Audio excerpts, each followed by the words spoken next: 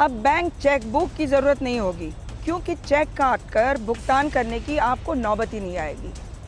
नहीं ज़रूरी होगी बैंक की पासबुक कि आपको पैसे का हिसाब किताब रखने में सुविधा होगी, वैसी नौबत ही नहीं आएगी। अगर मैं आपको कहूँ कि अब बैंक ही नहीं रहेंगे जिसको आप बैंक समझते हैं, तो आपको हैरानी होगी, डर भी लगेगा।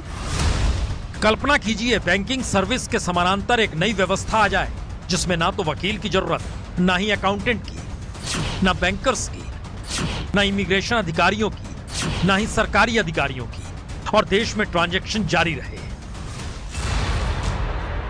जी, ये वर्चुअल करेंसी का खेल है और दुबई इस टेक्नोलॉजी से जुड़ चुका है और 2020 तक उसकी पूरी ट्रांजैक्शन वर्चुअल यानी ब्लॉकचेन टेक्नोलॉजी पर ही आ टिकेगी। डिजिटल पासपोर्ट के जरिए दुबई इंटरनेशनल एयरपोर्ट पर ब्लॉकचेन सिक्योरिटी मिलेगी। तमाम रियल एस्टेट या संपत्ति से जुड़े ट्रांजैक्शन ब्लॉकचेन के जरिए होंगे। किराए से लेकर टेलीकॉम बिल तक आप ब्लॉकचेन के जरिए जमा कर पाएंगे। और अक्टूबर में तो दुबई ने अपने नागरिकों के लिए क्रिप्टो करेंसी जारी की, जो ई कैश यानी डिजिटल कैश है।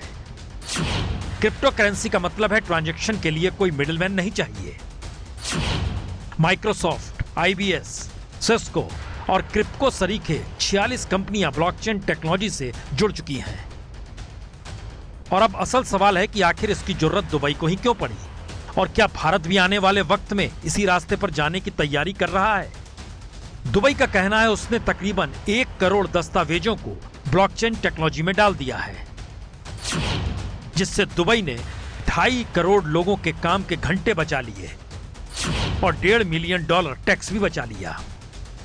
और दुबई के डायरेक्टर जनरल डॉक्टर आयशा बिन बिशर के मुताबिक उनका मिशन है दुबई दुनिया में सबसे अलग हो, एक लिहाज से हैप्पीएस्ट सिटी ऑफ अर्थ हो, जहां कोई कागजी काम ना हो तो फिर फ्रॉड भी ना हो। और दुबई का टारगेट 2020 का है, और भारत भी क्या 2020 तक इस दिशा में बड़े पैमाने पर बढ़ना चाहता है। ब्लॉकचेन का मतलब साफ है, ना ही रहेगी बैंक, ना ही रहेंगे बैंकर, ना ही रहेंगे मिडलमैन जो आपको ट्रांजैक्शन में मदद करते हैं। यानी एक ऐसी वर्चुअल व्यवस्था जिसमें बागडोर होगी सरकार के हाथ में, वही रखेगी आपके पाए पैसे का हिसाब। बैंकर गायब यानी रोजगार गायब।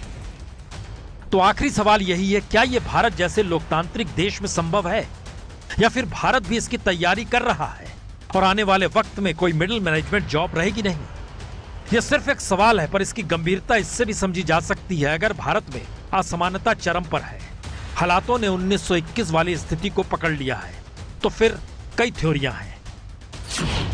मसलन असमानता बढ़ेगी तो समाज में असंतोष बढ़ेगा।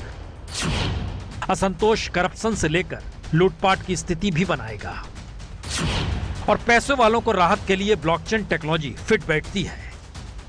और आखिरी थ्योरी यही है, जब ब्लॉकचेन ट्रांजैक्शन शुरू हो जाएगा तो फिर किसी तरह का कोई फ्रॉड होगा भी नहीं। पर सवाल तो यह है, भारत जैसे 125 करोड़ के देश में ब्लॉकचेन टेक्नोलॉजी का मतलब करोड़ों लोगों को बेरोजगार करना भी होगा। तो क्या भारत इस दिशा में बढ़ेगा? हो सकता है, क्योंकि जिस रास्ते मोदी सरकार निकली है उसमें हर पैसे पर निगाह सरकार रखना चाहती है, डिजिटल भारत बनाना चाहती है, फ्रॉड से भारत परेशान है।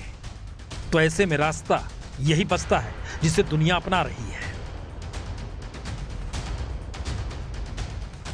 ये है एबीपी न्यूज, आपको रखे आगे।